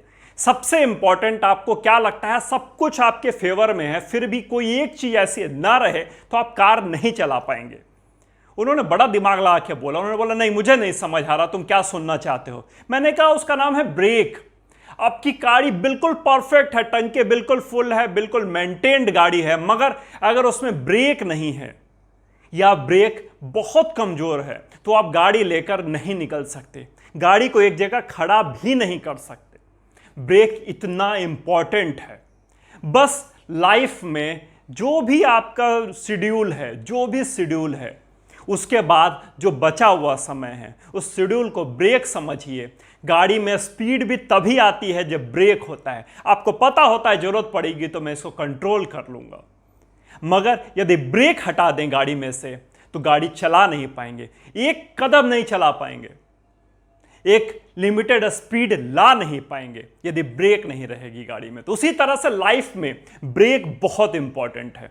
ये सब जो भी आप जॉब कर रहे हैं, कहीं पर आप काम करते हैं, किसी भी जगह में आप उलझे हुए हैं, उसको ब्रेक समझिए अपने लाइफ का और लाइफ में स्पीड लाइए। उसके अलावा समय निकालिए, उसमें से जो आपको समय निकलता हो, क्वालिटी टाइम अपने लिए लगाइए, अपने फ्यूचर के लिए लगाइए। मैं कम से कम ये कभी नहीं कहता कि जॉब छोड़ दीजिए, डायरेक्ट रिस्क लीजिए, मगर मैं यह जरूर कहता हूं कि जॉब तो जरूर छोड़िए, मगर उसके लिए पहले तैयारी कर लीजिए। तैयारी कैसी? क्या करना चाहते हैं, किस फील्ड में मास्टर हैं आप, कहां पर स्किल्ड हैं, उसके लिए तैयारियां कीजिए। एक निश्चित समय रखिए कि हाँ, मुझे यह काम छोड़ने के बाद इतना वक्त लगेगा, उस काम को शुरू करने में जितना मैं अर्निंग करता हूं ऑलमोस्ट उतना कमाने लगूंगा, तब अपनी जॉब छोड़िए। अगर टाइम बाउंडिंग में अपने आप को नहीं बांधिएगा, 1 साल का, 2 साल का, 3 साल का समय लगेगा, हो सकता है लगे, हो सकता है आपके ड्रीम बहुत बड़े हों, आपका टाइम ज़्यादा लगेगा, मगर 3 साल का अगर एक बार आपने फिक्स टाइम और डेट फिक्स कर दिया है, सेट कर दिया है, उसके बाद मत रुकिएगा, उसके बाद स्लो मत होइएगा, उसके बाद हारिएगा मत। उस दिन जरूर जॉब छोड़ दीजिएगा और अपने ड्रीम के लिए काम करना शुरू कर दीजिएगा। सुनने में अच्छी लग रही होंगी बात, सिंपल लग रही होंगी, इतना आसान नहीं है अपने आप को टाइम बाउंड कर देना। अपने इतने फिक्स शेड्यूल में से कुछ समय निकाल लेना अपने ख्वाब के लिए। मगर यदि ख्वाब देखते हैं, यदि कुछ बड़ा करना चाहते हैं तो करना तो पड़ेगा ही। बहुत सारे लोग, मैं आपको एक एग्जाम्पल से इस बात को समझाता हूं। बहुत सारे लोग कहीं पर निकलते हैं किसी खास मंजिल के लिए, कहीं घूमने के लिए ही निकले हैं, मान लेते हैं पूरे फैमिली के साथ निकले हैं और रास्ते से गुजर रहे हैं, रास्ते में बहुत ही सुंदर फूलों का बगीचा दिखाई दिया, बड़ा सुंदर, रहा नहीं गया, लगा चलो थोड़ा सा रुक जाते हैं, यहां रुक करके थोड़ा सा फूल निहार लेते हैं, कुछ फोटोग्राफ्स ले लेते हैं। सभी उतर गए और फूल के बगीचे में जाकर फूल देखने लगे। कोई समस्या नहीं फूल देखने में, मगर फूल देखने में हुआ क्या, थोड़ा सा समय आपका बर्बाद हुआ, थोड़ा सा आप डाइवर्ट हुए अपने डेस्टिनेशन से। डाइवर्जन अगर डेस्टिनेशन से हो रहा है तो आप डेस्टिनेशन में उतनी दूर तो चले ही गए, उतना लेट तो हो ही गए। फूल देखने में समस्या एक और जो आ जाती है, आप जैसे ही उतरे उस खेत में, उस बगीचे में, आपने देखा अरे आगे तो और सुंदर बगीचा है, थोड़ा सा और बढ़ जाते हैं, इतना आ ही गए हैं, थोड़ा और चले ही जाएंगे, ऐसी कौन सी आफत आ जाएगी। जैसे ही थोड़ा सा और देखें, हल्की सी आवाज सुनाई दी आपको पानी की, आप और करीब जाकर सोचे क्या अच्छा हो ना हो नदी होगी आसपास, थोड़ा और आगे बढ़े, आपने देखा अरे वाह कितनी सुंदर नदी है, थोड़ा और करीब गए, देखा अरे ये तो झरने में से गिरती है, चलो झरने में थोड़ा लुत्फ उठा लिया जाए। घंटों समय यहां बर्बाद हुआ। फिर आपने देखा कुछ लोग पहाड़ों के ऊपर चढ़ रहे हैं और बोल रहे हैं पहाड़ के उस तरफ तो जन्नत है, एक बार जरूर देख लेना चाहिए। आपके मन में भी आया वहां तो चले ही जाएंगे, जो डिसाइड किया तो जाना ही जाना है, चलो थोड़ा पहाड़ के उस तरफ जाकर देख लेते हैं, उधर तो जन्नत है। क्या आपके ख्वाब ये थे जन्नत देखने के, या आपने ड्रीम कुछ और पाली थी? यदि आपने अपना लक्ष्य बना लिया और एक दिशा में आप बढ़ना शुरू हो गए हैं बिना किसी डिस्ट्रैक्शन के, तो आप अपने लक्ष्य तक पहुंच जाएंगे और जरूर पहुंचेंगे, समय कितना भी लगे। और यदि आपने टाइम बाउंडिंग अपने आप को कर दिया है कि नहीं मुझे इस समय तक मुझे पहुंच जाना है, तो आप उस समय तक पहुंच जाएंगे। यदि आप बार बार अपने आप को नहीं भटकाएंगे, तो बार बार भटकाते रहेंगे, थोड़े फूल देख लेते हैं, थोड़ी नदियां देख लेते हैं, थोड़े पहाड़ देख लेते हैं, अपने डेस्टिनेशन पर तो पहुंच ही जाएंगे। तो आप हो सकता है अपने डेस्टिनेशन पर ना पहुंचें, बहुत अलग अलग दिशाओं में भटक जाएं, और अलग अलग दिशा में जब भटकेंगे तो किसी भी दिशा में नहीं पहुंचेंगे। मैं आपको दावे से बात कहता हूं, किसी भी जगह पहुंचने के लिए जीवन में एक ब्रेक होना जरूरी है। किसी भी लक्ष्य पे पहुंचने के लिए एक दिशा होना जरूरी है। किसी भी मंजिल पे पहुंचने के लिए एक खास दिशा में हमेशा लगातार चलते रहना जरूरी है। यदि इसमें से कोई भी एक चीज मिसिंग है तो आप अपने लक्ष्य को नहीं पा सकते, नहीं पा सकते, बिल्कुल नहीं पा सकते। जिन व्यक्ति ने मुझसे सवाल किए थे, मैं उनका सम्मान करता हूं कि उन्होंने इस तरह के सवाल किए। बहुतों के डाउट क्लियर हुए होंगे उस सवाल के पूछे जाने से। हम बार बार इस तरह के अट्रैक्शन से अट्रैक्ट हो जाते हैं। हम बाजार जाते तो कुछ लेने के लिए हैं, कुछ खास लेने के लिए, कुछ फिक्स्ड ब्रांड लेने के लिए, मगर दूसरे ब्रांड्स डिफरेंट मार्केटिंग स्ट्रेटजी से हमें अट्रैक्ट करते हैं। कहते हैं इसके साथ ये ले लो, इसके साथ ये ले लो, ऐसे लोगे तो ये फायदा हो जाएगा तुमको, और साथ में अगर इसको एक क्लब कर लोगे तो इतना डिस्काउंट मिल जाएगा। और हम लगातार लगातार और लगातार उनके ट्रैप में फंसते चले आते हैं, लगातार फंसते हैं, क्योंकि हमारा गोल निश्चित नहीं है, हमारा लक्ष्य निश्चित नहीं है, हम ब्रांड अवेयर भी नहीं है, और ब्रांड कॉन्शियस तो बहुत दूर की बात है। हमें कोई भी अपने ट्रैप में फंसा लेता है। कितना आसान है हमें बेवकूफ़ बनाना, हमें फंसा लेना, हमें बरगला देना, कंफ्यूज कर देना, क्योंकि हम कंफ्यूज हैं। और फिर हम खुद पर इल्जाम लगाते हैं, खुद से नफरत करते हैं कि हम जीवन में कुछ नहीं कर पाए। एक बहुत ही एस्टैब्लिश पोजीशन पे बैठा हुआ व्यक्ति, वो गवर्नमेंट में हो प्राइवेट में हो, लाखों रुपए की सैलरी उठा रहा है, दुर्भाग्य से उसकी मौत हो जाती है। मान लेते हैं उसकी मौत हो जाती है, क्या होगा उसके बाद उसके परिवार का? कभी आपने सोचा है? कुछ भी नहीं मिलेगा। थोड़ा बहुत मुआवजा मिल जाए तो मिल जाए, उस मुआवजे से होता क्या है? मगर वही व्यक्ति उस पोजीशन पे बैठने की बजाय अपना कोई कंपनी स्टार्ट कर दिया होता, कोई अपना बिजनेस किया होता, और दुर्भाग्यवश उसकी मौत हो गई होती, क्या छोड़कर जाता अपने परिवार के लिए पीछे में? आपको जवाब देने की जरूरत नहीं है। वो चीजें, वो सम्मान छोड़कर जाता, वो पैसा छोड़ के जाता, वो बिजनेस छोड़ के जाता, वो अंपायर छोड़कर जाता, जिसको कि उसकी फैमिली आगे चलाती, आगे बढ़ाती और वो और ग्रो करता, उसका नाम बड़ा होता। जॉब में यही लिमिटेशन है। आप जितनी ऊंचाई पर बढ़ते चले जाएंगे, आप भले ही बहुत कमा लें, मगर एक समस्या जो हमेशा वहां बनी हुई है, आपके जाने के बाद क्या, आपके खत्म हो जाने के बाद, आपके छोड़ देने के बाद, आपके रिटायर हो जाने के बाद क्या, कौन देगा उनको पोजीशन? आपके पीछे जो लोग हैं, आपके बच्चे, आपका परिवार, आपका खानदान। मगर यही यदि आप बिजनेस कर रहे होते, अपना खुद की ड्रीम पूरा कर रहे होते, अपने लिए काम कर रहे होते, तो पीछे छोड़कर वो साम्राज्य जाते, वो बिजनेस जाते, जिसको बच्चे और आपका परिवार, आपका खानदान और बड़ा करता। इसीलिए हम सभी जो भी इस तरह की बातें करते हैं, जो भी स्पीकर्स हैं, इंस्पिरेशनल मोटिवेशनल बातें करते हैं, इसीलिए बार बार आपको बार बार यह बात कहते हैं कि खुद का कुछ कीजिए, अपना कीजिए, बड़ा कीजिए, और इतना बड़ा कीजिए कि लोग कहें क्या छोड़ कर गया है और क्या बना कर गया है। और बच्चों का भी नाम लें, क्या उन्नति की है और क्या विकास किया है पिता के किए हुए का, अपनी माता के किए हुए का। चलिए, उम्मीद करता हूं अच्छा लगा होगा सेशन। मिलता हूं बहुत ही जल्दी नए वीडियो में। जय हिंद, जय भारत। आज जो कहानी मैं आपको सुनाने जा रहा हूं वो रविन्द्रनाथ टैगोर जी की है। बहुत ही प्यारी कहानी है और हमारे लाइफ से इतना ज़्यादा रिलेवेंस है आज भी उसका, और हम सभी उसी तरह की गलतियां रोज करते हैं जो इस कहानी में उन्होंने बताने की कोशिश की है। एक भिखारी है जो अपने घर का गुजारा भीख मांगकर चलाता है, मगर एक हैबिट होती है भिखारियों की कि अपने घर से कुछ ना कुछ लेकर चलते हैं। यदि कटोरा भी लेकर चलेंगे तो कटोरे में भी कुछ ना कुछ रखेंगे, थैला रखेंगे तो उसमें थोड़ा बहुत अनाज रखेंगे कि किसी के सामने हाथ फैलाएं तो उसके पास देखने के लिए रहे कि हाँ, कुछ इसको पहले से मिला हुआ है। तो दूसरे को भी थोड़ा सा शर्म आती है, लगता है किसी और ने दिया है, मैं क्यों ना दूं, मैं भी दे देता हूं। बड़ा नोट रखा होता है तो लोग बड़ा देते हैं, और छोटा होता है तो लोग छोटा देते हैं, क्योंकि कोई भी अपने आप को भिखारी के सामने छोटा नहीं महसूस करवाना चाहता।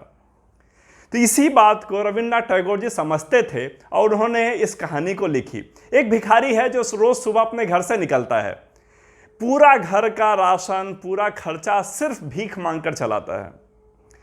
थोड़ा सा पैसा अपने कटोरे में रखा, थोड़ा सा अनाज अपने थैले में रखा और चल दिया भीख मांगने के लिए। और दिन भर भीख मांगकर इतना पैसा आ जाता था कि घर का गुजारा चला सके।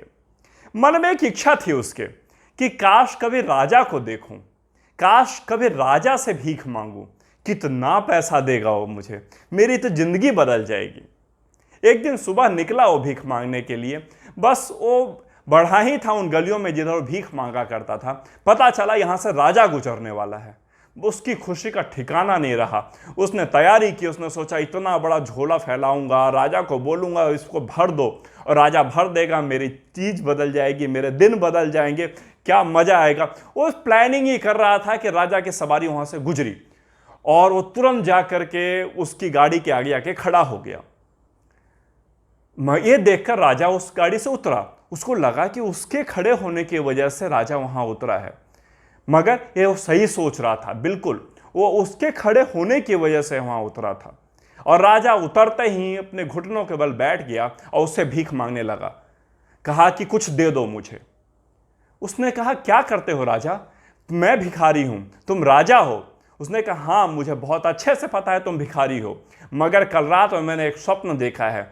कोई भी पहला आदमी जिसको तुम देख लो उसके सामने कुछ न कुछ मांगने के लिए अपनी झोली फैला दो, और जो दे देगा तुम्हारा उसी से उद्धार होगा। भिखारी को कुछ समझ नहीं आया, ये हो क्या रहा है। उसने आज तक कभी अपने जीवन में कभी अपने पास से कुछ नहीं दिया था, किसी को नहीं दिया था, सिर्फ मांगा ही मांगा था। देने का तो सवाल ही पैदा नहीं होता। अब उसको समझना है ये पैसे कैसे दे दूं, ये तो मेरा कमाया हुआ है, तो मेरा मांगा हुआ है, इसको कैसे मैं दे सकता हूं। उसको इतना दर्द हो रहा था उस समय कि राजा को मैं कैसे कुछ भी दे दूं अपने पास से। मगर राजा था वो, अब वो मना भी नहीं कर सकता था। इतना बड़ा राजा उसके सामने झोली फैला के खड़ा है।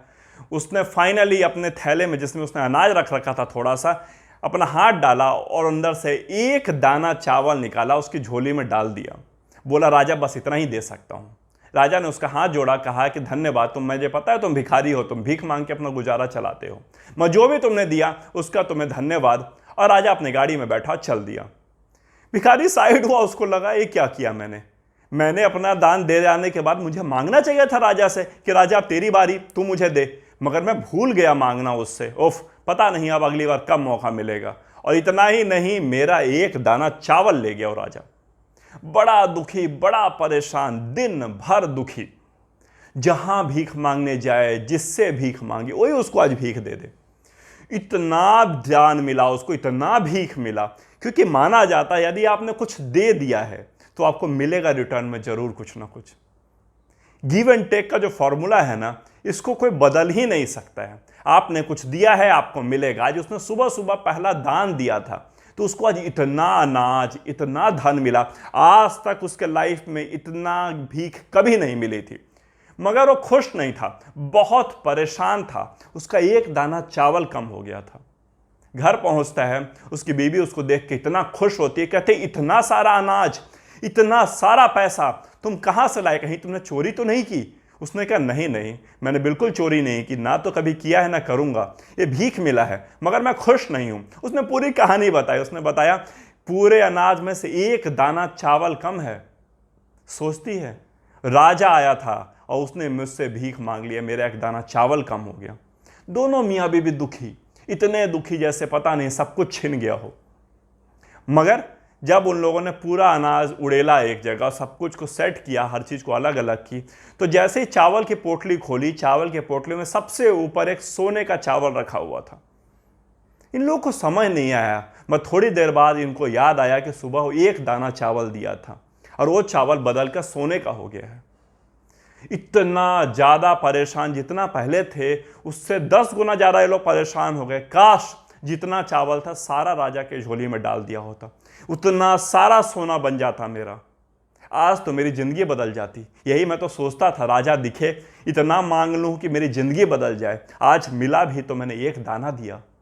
काश सारा दे दिया होता, सब कुछ दे दिया होता, अपने आप को उसको दान कर दिया होता, पता चली आज सब कुछ बदल गया होता। क्या हम सभी इस तरह की गलती नहीं करते हैं क्या अपनी ज़िंदगी में? इतनी प्यारी प्यारी कहानियाँ हमारे आसपास सुनने को मिलती हैं और हम लोग हैं कि सीखने को तैयार नहीं है, कुछ करने को तैयार नहीं है।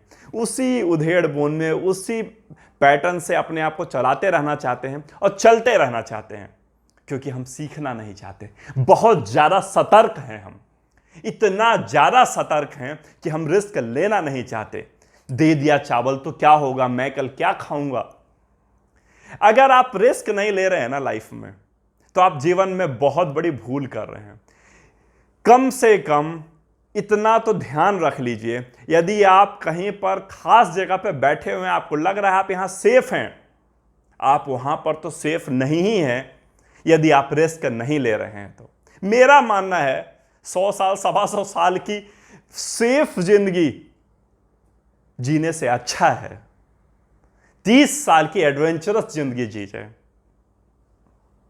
रिस्क ली हुई जिंदगी जी जाए, मजा आए उस जिंदगी को जीने में। वो करें जो हम करना चाहते हैं, वो ना करें जो हमें सिचुएशंस करवा रही हैं। क्या मजा आए जो आप करना चाहते हैं आप वो कर पाएं। कितना मजा आए कि हम बड़े बड़े चैलेंजेस लें, मगर लोग 3 टाइम का अनाज और फिक्स्ड नौकरी उसको करके खुश हैं, उसी को करके अपने आप को धन्य महसूस कर रहे हैं।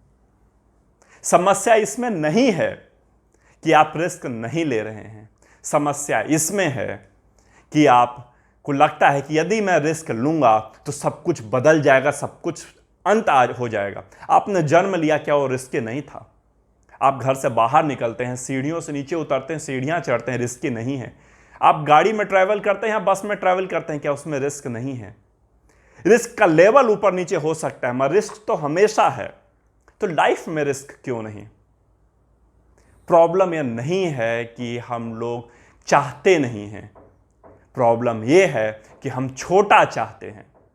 प्रॉब्लम यहां नहीं है कि लोग मेहनत नहीं करते, मगर प्रॉब्लम यह है कि हम छोटी इच्छा रखते हैं, हम छोटा सोच रखते हैं, हमारी छोटी कामनाएं हैं। यदि आपकी कामना बड़ी है, आपकी इच्छा बड़ी है, आप रिस्क लेने की कैपेबिलिटी बड़ी रखते हैं, तो आपके साथ बड़ा होगा। मगर आपकी इच्छाएं छोटी हैं, रिस्क लेना नहीं चाहते, जहां हैं उससे खुश हैं और खुश नहीं भी हैं तो सेटिस्फाइड तो हैं कि छोड़ो ना, कौन लाइफ में टेंशन डाले। तो यकीन मानिए, आज की आराम कल की समस्या बनेगी आपके लिए। आज ही सुधरिए, अभी सुधरिए, नहीं सुधरेंगे कल पछताएंगे। ऐसी ऐसी कहानियां हैं हमारे आसपास जिससे सीखना चाहिए, मुझे भी और आपको भी। चलिए, उम्मीद करता हूं अच्छा लगा होगा वीडियो। मिलता हूं बहुत ही जल्दी नए वीडियो में। जय हिंद, जय भारत। की बात है, मैं कहीं गया था, कुछ लोगों ने मुझे पहचाना, रिकॉग्नाइज किया। यदि लोग आपको पहचानने लगते हैं, रिकॉग्नाइज करने लगते हैं, तो आपकी रिस्पॉन्सिबिलिटीज बहुत ज्यादा बढ़ जाती हैं। Thanks to almighty Guruji, thanks to you viewers. आप लोगों ने इतना प्यार दिया मुझे मेरे वीडियोस पे कि लोग मुझे पहचानने लगे हैं। मगर मेरी जिम्मेदारियां बढ़ गई हैं, मेरे दायरे सीमित हो गए हैं। मुझे अपने आप को थोड़ा सा बांधना पड़ता है, बहुत सोचना पड़ता है हर काम को करने के लिए। मगर मैं अपनी आदत से मजबूर हूं। बातें तो मैं वही करूंगा जो सही हैं। आपको पसंद आती हैं तो बहुत अच्छा, नहीं आती हैं तो आप अपने अंदर बदलाव कीजिए। लोगों को मेरी बातें थोड़ी सी पसंद कम आती हैं, क्योंकि मैं बातें ऐसी करता हूं जो उनको पिंच कर देती हैं। क्योंकि बचपन से जो सुनते आ रहे थे, जो सीखते आ रहे थे, जो उनको बड़ों ने सिखाया था, मैं उसके विरुद्ध बोलता हूं। तो लोगों को थोड़ा सा अनकंफर्टेबल होते हैं और सवाल कर देते हैं। जिन लोगों ने मुझे पहचाना, वो ग्रुप ऑफ पीपल थे। उन लोगों में से किसी एक ने मुझसे एक सवाल कर डाला, जो कि एक नॉर्मल सी एक ह्यूमन टेंडेंसी होती है। किसी को पहचाने तो उससे प्रोफेशन से रिलेटेड आप क्वेश्चन पूछ लेते हैं। उन्होंने पूछा, आप मनी रिलेटेड वीडियोस बनाते हैं, पैसा आपके लिए कितना इंपॉर्टेंट है? मैं उनको भी और सभी को एक बात बता दूं, पैसा मेरे लिए ना तो इंपॉर्टेंट था ना है। मेरे लिए इंपॉर्टेंट तो फ्रीडम है। Freedom, financial freedom. इतना पैसा कि मैं फिनेंशियली फ्री हो जाऊं। मैंने ये बात ही उनको बताई। उन्होंने बहुत सारे सवाल किए। हमारी एक हैबिट होती है, कोई भी इस तरह का व्यक्ति आपसे मिल जाए तो उससे बहुत तरह के सवाल आप करने शुरू कर देते हैं। जैसे कि कोई डॉक्टर आपको कहीं मिल जाए तो आपको कोई समस्या हो, आप उसको पहचान रहे हो, तुरंत पूछ लेंगे, डॉक्टर साहब इसका इलाज बता दो। और डॉक्टर भी क्या करे, उसको भी कुछ ना कुछ ऐसा लिख देना पड़ता है जिसमें कि वो उस जगह से बचकर निकल सके। क्योंकि जब आपको लोग रिकॉग्नाइज कर रहे होते हैं, क्योंकि और आपसे कुछ सवाल पूछ रहे होते हैं, तो कहीं ना कहीं आपको थैंक यू बोल रहे होते हैं आपके प्रोफेशन के लिए। वो खुश हैं आपके प्रोफेशन से, आप जो कर रहे हैं कहीं ना कहीं अच्छा कर रहे हैं, तभी वो आपको पहचान रहे हैं और आपसे सवाल करना चाहते हैं। तो जिम्मेदारियां बढ़ती हैं आप। तो मैंने उनको बहुत सारी बातें हुई, मगर महत्वपूर्ण बातें जो थी उसको मैं थोड़ा यहाँ ब्रीफ में इस वीडियो में बताता हूँ। उन्होंने कहा, क्या अमीर होना इतना आसान है जितनी आसानी से आप बोल देते हैं? इतना ईजी है अमीर होना? मैं सिर्फ एक बात कहता हूं और हमेशा अपने वीडियोस में मैंने कहा है, पैसा कमाना इजी नहीं है। इजी नहीं है, ये तो सिंपल है। Money making is simple, not easy. कोई भी काम आसान तभी तक है जब तक आपने उसको आसान मान लिया है। जिस दिन आपने उसको मुश्किल मान लिया, उस दिन वो मुश्किल हो गया। मैंने उनसे पूछा, क्या गरीब बने रहना, गरीब होना, गरीबी की जिंदगी जीना क्या आसान है? क्या इजी है? सवाल ये नहीं है कि पैसा कमाना कितना मुश्किल है। पैसा तो कमाना ही है, मुश्किल कितना भी हो। गरीब नहीं रहना कितना भी आसान हो। जरूरी नहीं है जो चीज आसान हो वो आपको फॉर्च्यून दे दे। जरूरी नहीं है जो चीज मुश्किल हो वही आपको जीवन में आगे बढ़ने का तरीका सिखाए। स्टेप सिंपल हैं, बहुत ही सिंपल, छोटे छोटे स्टेप्स हैं। ऐसा करने से व्यक्ति अमीर होता है। मगर अगर आपको इजी लगते हैं वो चीजें, तो आप रास्ता आपने गलत पकड़ लिया है। कोई भी गरीब व्यक्ति, जो भी गरीब है, कितने कष्ट में जीता है इसका अंदाजा आपको नहीं है, मुझे लगता है।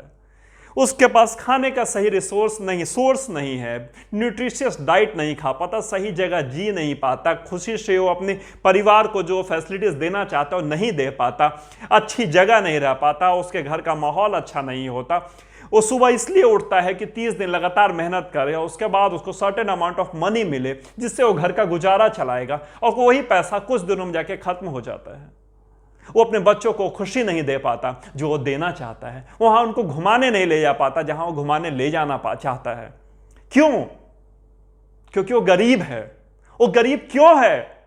क्योंकि वो मेहनत करता है मगर वो अमीर होना नहीं चाहता, क्योंकि उसको पता है अमीर होना मुश्किल है, अमीर होना इतना आसान नहीं है, मगर गरीब बने रहना आसान है। यदि हां तो बने रहिए गरीब, मुझे नहीं रहना गरीब।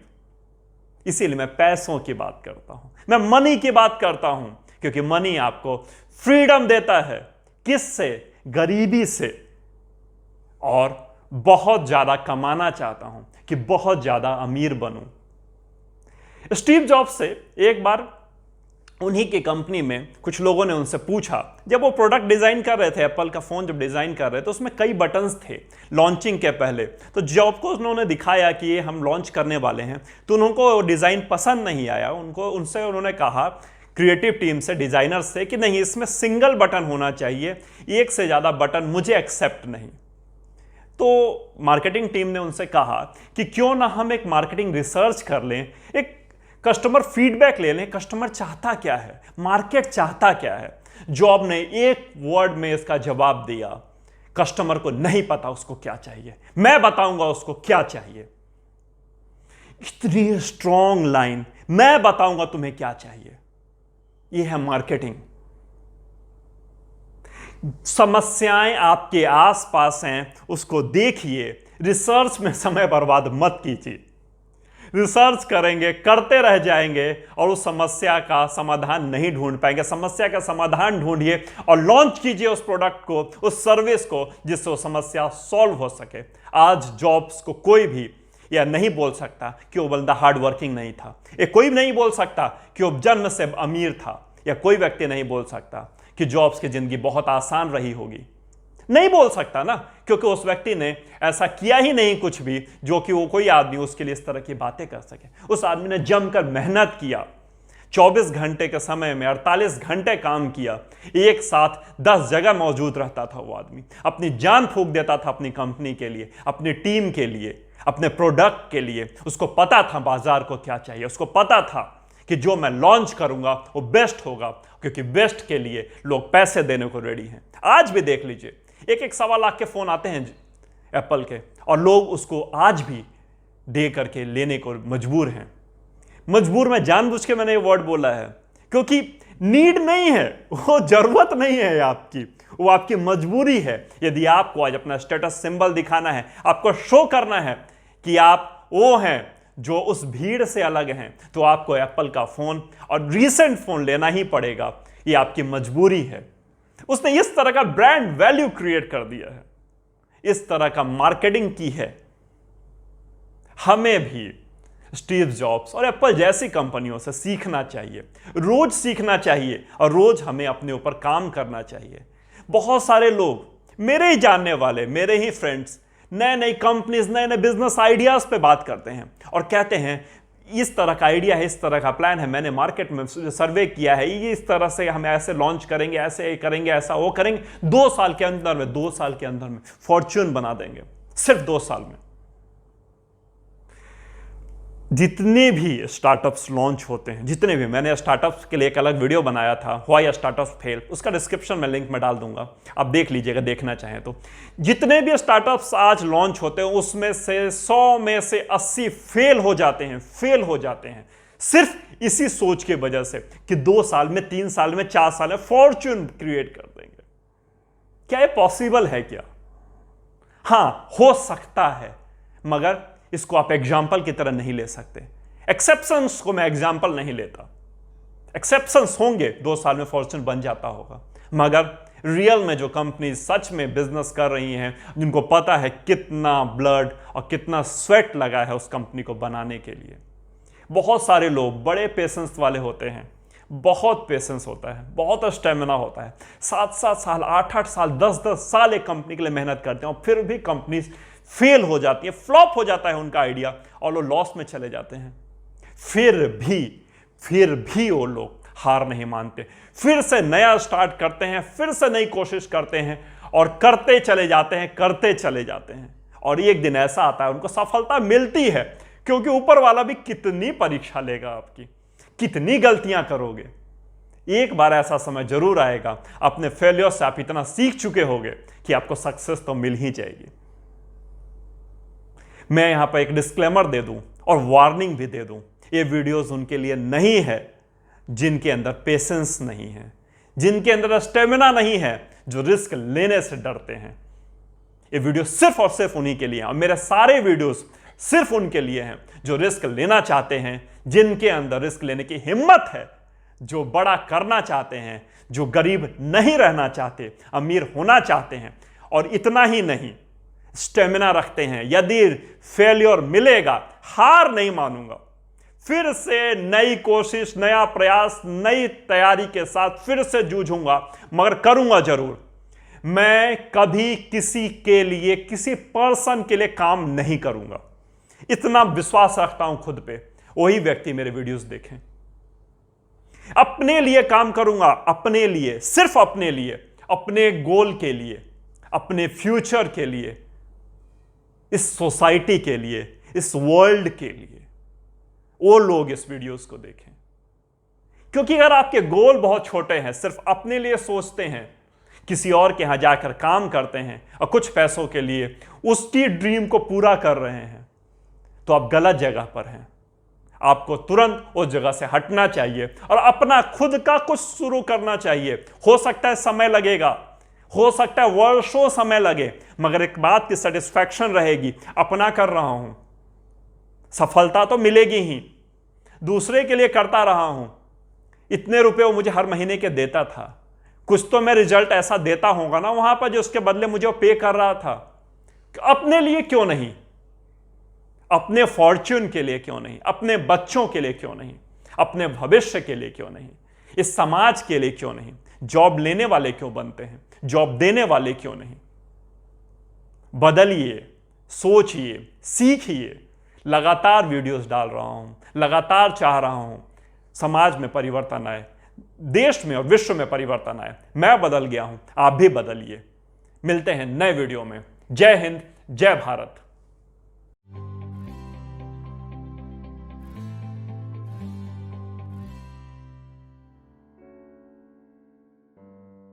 मेरी कहानी शुरू होती है फ्लैशबैक से। वेल सेटल्ड जॉब, महानगर में एक बड़ा सा घर, बड़ी सी गाड़ी, पासपोर्ट पे लगे हुए बहुत सारे स्टैम्प्स। मगर फिर भी कुछ ऐसा था जो मुझे मिस होता था, कुछ ऐसा था जो मैं करना चाहता था मगर कर नहीं पा रहा था क्योंकि मैं जॉब करता था। ये पता एक बात बड़े अच्छे से जानता था, आगे बढ़ना है तो कुछ छोड़ना पड़ेगा, आगे बढ़ना है तो एक कदम बढ़ाना पड़ेगा। और मैंने फाइनली जॉब छोड़ दी, पूरी तरह से अपने ख्वाबों को पूरा करने के लिए, अपने ड्रीम्स को पूरा करने के लिए लग गया अपने प्रोजेक्ट पे। जितने रेफरेंसेस थे, जितने कॉन्टैक्ट थे, सबको बताया, सबको फ़ोन किया। किसी ने अप्रिशिएट किया, किसी ने ताने मारे, किसी ने सलाह भी दे डाली। अब होना क्या था, जो करना था मैं कर चुका था, अब कुछ भी बचा नहीं था किसी को समझाने के लिए, क्योंकि मैंने डिसीजन ले लिया था। लग गया पूरी मेहनत से अपने प्रोजेक्ट पर काम करने के लिए, लोगों को जमकर मेल्स करता था, खूब ऐड करता था। एक दिन मॉर्निंग में, ज़्यादा दिन नहीं हुए थे, कुछ ही महीने गुजरे थे मुझे अपने प्रोजेक्ट पर काम करते करते। एक दिन सुबह सुबह एक कॉल आती है मेरे पास। वो कहते हैं, कृष्णा त्रिपाठी। मैंने बोला जी बोल रहा हूँ। उन्होंने बहुत डिटेल में अपने बारे में बताया। वो एक यूनिवर्सिटी से कॉल था, वो लोग मुझे अपने यहाँ एज ए गेस्ट लेक्चर बुलाना चाहते थे। उन्होंने पूछा, हम आपको गेस्ट लेक्चर की तरह ये टाइम और स्लॉट में चाहते हैं कि आप अवेलेबल हैं। मैंने कहा सच बताऊं, मेरे सारे स्लॉट्स खाली थे, कोई बुकिंग नहीं थी, ना उस डेट की, ना आगे की, ना पीछे की। फिर भी थोड़ा सा मैंने भाव खाया, मैंने बोला चेक करके बताता हूं। थोड़ी देर में मैंने फिर उनको कॉल किया, बताया हाँ स्लॉट्स खाली हैं, क्या करना पड़ेगा मुझे। उन्होंने कहा मैंने बुकिंग कंफर्म की आपकी, बताइए आपको कुछ हमारी तरफ से सपोर्ट चाहिए। मैंने कहा सर मैं पेमेंट एडवांस लेता हूँ। उन्होंने कहा हाँ इसमें कोई इशू नहीं है। ऐसा लगा जैसे वो रेडी थे उसके लिए। उनको मन में था कि इसने मांगा नहीं था, हमने बोला नहीं। उन्होंने मेरी पेमेंट के लिए कहा कोटेशन भेज दीजिए। मैंने कोटेशन भेजा और जिस दिन का डेट तय था उससे लगभग 2 दिन पहले एक सर्टेन अमाउंट मेरे अकाउंट में फ्लैश करता है। वो अमाउंट सेम वही था जो मैंने कोटेशन भेजा था। वो अमाउंट देख के इतनी खुशी हुई। बहुत वर्षों से नौकरी कर रहा था, खूब पैसे कमाए थे मैंने, और भी पैसे उससे ज्यादा मेरे अकाउंट में आ चुके थे, मगर उस पैसे के आने की जो खुशी थी, वो जो मोटिवेशन था, वो दूसरे पैसे कभी नहीं दे पाए थे। मैं अपने ड्रीम के प्रति आगे बढ़ रहा था। फिर क्या था, निश्चित दिन और समय पर मैं यूनिवर्सिटी कैंपस पहुंच गया। इतना वार्म वेलकम किया गया कि मेरा एनर्जी लेवल बहुत ज्यादा बढ़ गया। होना क्या था, वो लोग अपने साथ मुझे ऑडिटोरियम में ले गए। काफी लोग बैठे हुए थे। मुझे ऐसा लगा यूनिवर्सिटी के स्टूडेंट्स होंगे, फैकल्टीज होंगे, स्टाफ्स होंगे। बहुत डिम सी लाइट जल रही थी ऑडिटोरियम में, और स्टेज पे बहुत तेज रोशनी। नीचे का ऐसा लगता है कुछ दिखता नहीं होगा जो ऊपर बोलने आता होगा उसको। मेरे बारे में इतनी बातें उन लोगों ने की, इतनी बातें की कि मेरे लिए वो सारी बातें नई थी। मेरे तारीफ में इतने सारी बातें बोली गई, मेरी क्वालिटी जितनी सारी बताई गई, पहली बार वो क्वालिटीज मैंने सुनी थी। सच बता रहा हूँ, मैं खुद नहीं जानता था क्वालिटीज मेरे अंदर हैं। होना क्या था, उन लोगों ने जो बोलना था उन्होंने बोल दिया। उसके बाद अब मेरी बारी थी स्टेज पर जाने की। जैसे ही मैं सीढ़ियों पर चढ़ा, सच बताता हूँ आप लोगों से, मेरे पांव कांपे थे उस दिन। कभी नहीं बोला था इतने बड़े प्लेटफॉर्म पे, कभी नहीं बोला था इतने सारी ऑडियंस के सामने। स्टेज पे चढ़ा, इतनी तेज रोशनी आ रही थी जैसी मेरी एक्सपेक्टेशन थी। बिल्कुल कुछ भी नहीं दिख रहा था, कुछ भी नहीं नीचे का। और साथ में 2 बड़े बड़े कैमराज मुझे क्लोज से इतने पास से मॉनिटर कर रहे थे, और दोनों तरफ स्क्रीन पर मेरी बिल्कुल क्लोजअप की विजिबिलिटी आ रही थी। दूर बैठा हुआ आदमी मेरे एक इमोशन को पढ़ सकता था। मैंने बोलना शुरू किया, बोलता गया। मुझे याद नहीं कितनी बार तालियां पीटी गई होंगी, मुझे याद नहीं कितनी बार चेयर किया गया होगा। 90 मिनट का मेरा प्रेजेंटेशन था। प्रेजेंटेशन खत्म हुआ, मगर ये बात मुझे बहुत अच्छे से याद है, मैं कभी नहीं भूलता। बहुत सारे लोग स्टेज पे आए थे मेरे साथ फोटो खिंचवाने के लिए, सेल्फीज लेने के लिए। जब आपको कोई ड्रीम पर काम कर रहे हो, अपने ख्वाबों पर काम कर रहे हो, और आपको इस तरह से अप्रिसिएशन मिले तो अच्छा लगता है कि हाँ, आपने सही किया। क्या मैं नौकरी कर रहा होता तो इतना कर पाता? क्या इस तरह का मुझे अप्रिसिएशन मिल पाता? कभी नहीं। क्या मैं अपने ख्वाबों के लिए समय दे पाता? कभी नहीं। ये बात की खुशी थी मुझे, हाँ, मैंने अपने ख्वाबों पे काम करना शुरू कर दिया है। मैं आप सभी से एक बात सिर्फ कहना चाहता हूं इस मंच के थ्रू, अपने ख्वाबों पर काम कीजिए, खूब ख्वाब देखिए और बड़े से बड़े ख्वाब देखिए। किसी की बड़ी फेमस लाइन है, समस्या यह नहीं कि हम ख्वाब नहीं देखते, समस्या यह नहीं कि हम ख्वाब नहीं देखते, समस्या यह है कि हम ख्वाब छोटे देखते हैं, उसे पा लेते हैं।